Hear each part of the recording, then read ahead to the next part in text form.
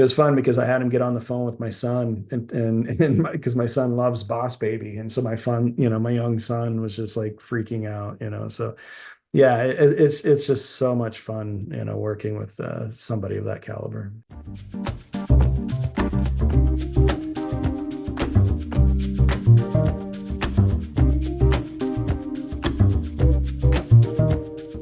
Hey everyone, it's David Stark from Watch Your Past. Today I'm talking to Brian Skiba, the director of Clear Cut, which is coming to theaters and on demand on July 19th, 2024. I'm going to talk to him right now. And while you're watching, if you can like and subscribe to this channel, that would be fantastic. I'll shout a lot. Thank you. All right, so thanks so much for joining me today. I've got Brian Skiba, the director of Clear Cut, which is coming to theaters and on demand on July 19th, 2024. It is a movie about one person's dangerous job in the wilderness, but that job might not be the most dangerous thing in the wilderness. There is a lot of tension, there is some buildup, and a lot of pretty good action. So I am excited to talk to you. And thanks so much for joining me. Yeah, thanks for having me, man. I really appreciate it. Of course, of course. So, first question, you directed this. How did you get involved in this film? How did the script come across your desk?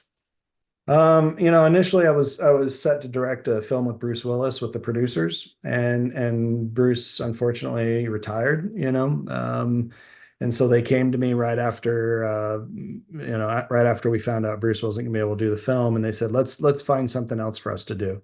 And so I went to my war chest, and I had a few scripts sent to me by the guy that wrote the Ryan Phillippe movie I did, and so I took that script and was like, "Hey guys, check this one out. I really like it. It fits within the budget we had. It fits within the time we had the mount to shoot. It check marked all the right boxes as far as action, but it also had some nice. It also had this like nice storyline that I think made it a little more meaningful. It wasn't just dudes shooting dudes. It had a meaningful storyline and something that I'm proud of. The ending I thought was a strong ending. So Yeah, for sure. It had dudes shooting dudes, but for a good reason. You find out eventually. You don't know why at the start, but eventually you find out why.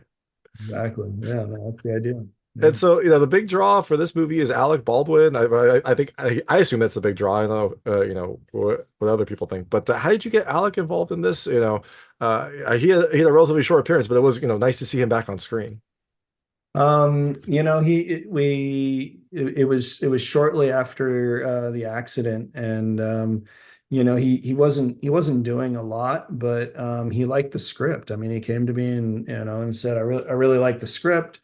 He liked a couple of aspects of his character a lot, and I think he was intrigued because I had been talking to a few of his business partners that had told him about me, and so I think he was intrigued and wanted to come out on set and kind of see what I was all about. And so I think it was a mix of all those things, and then the schedule and money was right too, of course. But I think it was those things. And then and when he got there, we actually did we hit it off really great, and it's just an iconic actor to work with that I've championed and been a fan of for a long time. So it was fun, man. It's Yeah, great for fun. sure. It's always awesome when you get an experience like that, especially someone that I assume you've grown up seeing, and now you get to like work with him and kind of interact with him on a personal level. Must have been really special. Oh yeah, no, 100%. I mean, it was fun because I had him get on the phone with my son and because my son loves Boss Baby, and so my young son was just like freaking out, so yeah, it's just so much fun, working with somebody of that caliber. So, Yeah, that sounds fantastic. And Lochlyn Munro as a meth cooker, I like Chef's Kiss. That was a perfect role for him. I love Lochlyn Munro. I love everything he does. I loved his character. yeah, yeah, no, it's funny because I just introduced my kids to Scary Movie, and they because they had met Lachlan prior, and then they saw Scary Movie. They thought it was hilarious. But Lachlan is just one of those. He's been a friend of mine for a long time, and he's just again, he shows up and just always puts it out there 110%, and is so fun on set and funny, and he's just like a big brother, he's so cool. So Yeah, for sure. You always know that he's gonna have an interesting character. Like you don't know what it's gonna be, but it's gonna be something that's intriguing and is gonna like definitely draw your attention. oh yeah, no, he's a character actor. I mean, he really is, and he doesn't get enough credit for it, but he really, he works a lot. So And I'm just curious, where was this film? Was this actually filmed? I know it's set in the Pacific Northwest. Was this actually filmed in the Pacific Northwest, or was that movie magic? No, it was filmed there. It was filmed in Vancouver. It was filmed on Victoria Island, right outside Vancouver, in a place called Duncan. So, and we had talked about a lot of locations, but what attracted me to that one was that it was an actual logging community. I mean, we were actually in the right spot. It wasn't like we were faking anything. So that worked out. Which you see at the start, because this movie starts with like what appears to me to be actual like logging action, like people actually cutting down trees. I assumed that was actual work, and I was curious how you got that. I assumed that you just like filmed some people who were actually doing the work and were able to like take advantage of that. You mean the opening credits stuff? Yeah, the opening credits stuff. Yeah, the opening credits stuff, that's all stock footage. That's all public domain stuff. So that was taken from an old documentary, the stuff was actually shot in the Pacific Redwood Forest. That's where that is shot, but it was shot, I think it was in the 30s, so it was old stock footage of that we just bought online and worked out. So, but very interesting stuff, very interesting stuff. No, but there were some scenes that of like there were colors, so I assume that they weren't the 30s footage. There were some scenes of like, saw cutting the trees, putting the wedges in, felling the trees. That I Yeah, we assume. we, we shot that. Yeah. Okay, Yeah. yeah, I was like, that seemed like a higher caliber than I expected from some indie films. Normally you'll get like maybe some stock tree footage, but they looked like they were people actually like doing the work, doing the actual like cutting down the trees and making sure that everything was accurate. Yeah, no, we have 100%. Like I said, we were in a logging community. So I went to some loggers and said, hey, are you falling any trees anytime soon? Can we come out and film you falling the trees? And so they said, yeah. So we went out, and these were actually, it wasn't like, these were trees that were meant to be falled. A couple of them were ill. They were sick trees. And so so it was very sustainable. We didn't hurt the environment, but we sat there and we filmed them cut the tree down and had him do it right. I asked him, is that how you actually do it? Show us how you actually do this. And so we got all the pieces. That's perfect. You get both education and good footage for your film. It's indie filmmaking at its best. Yeah, for sure. For sure. It was awesome. So I know we have limited time. I'm going to switch to just a lightning round. They're just lightweight questions about the film. I want to see how your personal experiences map to the things in the movie. You can feel free to skip any of them. I will not be offended, but I try to keep them very answerable. Okay. First question. Have you ever used a chainsaw? Yes. All right. Next question. Have you ever cut down a tree? Yep. Yeah. Sounds like there's a fun story there. If you I was a Boy Scout, and we decided we were going to go cut a tree down, and that one was illegal, and we all got in trouble and had to do service afterwards. But yes, we did.